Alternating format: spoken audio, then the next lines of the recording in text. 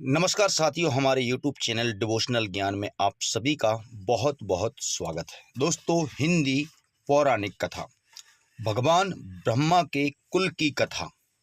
दोस्तों, ब्रह्मा हिंदू धर्म में एक प्रमुख देवता है। वे हिंदुओं के 3 प्रमुख देवताओं ब्रह्मा, विष्णु, महेश में से एक हैं।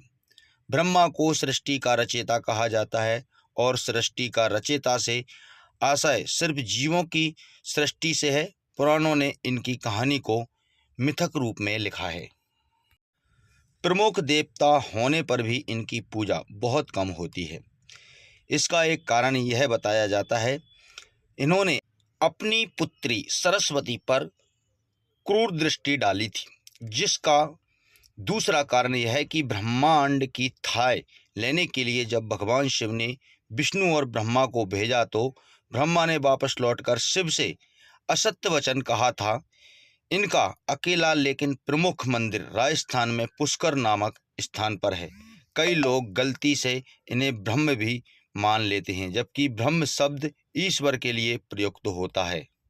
पुराणों के अनुसार ब्रह्मा जी के मानस पुत्र मन से मारीचि, नेत्र से अत्रि, मुख से अंगिरस और कान से पुलस्त, नाभि से पुलह, हाथ से कृतु और त्वचा से भृगु, प्राण से वरिष्ठ, अंगु सट से दक्ष और छाया से कंधर्व, गोद से नारद और इच्छा से सनक और सनकानंदन, सनातन सनत कुमार, शरीर से स्वयं भुवा, मनु, ध्यान से चित्रगुप्त आदि।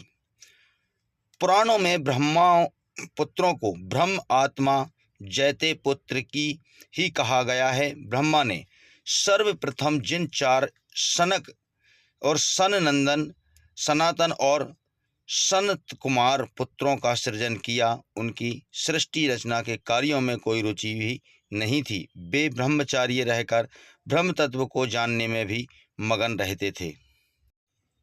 इन बीत राग पुत्रों के इस निरपेक्ष व्यवहार पर ब्रह्मा को महान क्रोध उत्पन्न हुआ। ब्रह्मा के उस क्रोध से एक प्रचंड ज्योति ने जन्म लिया। उस समय क्रोध से जलते ब्रह्मा के मस्तक से अर्धनारीश्वर रुद्र उत्पन्न हुआ। ब्रह्मा ने उस अर्धनारीश्वर रुद्र को स्त्री और पुरुष को 2 भागों में विभक्त कर दिया और दोस्तों, पुरुषों का नाम का एक और स्त्री का नाम या रखा।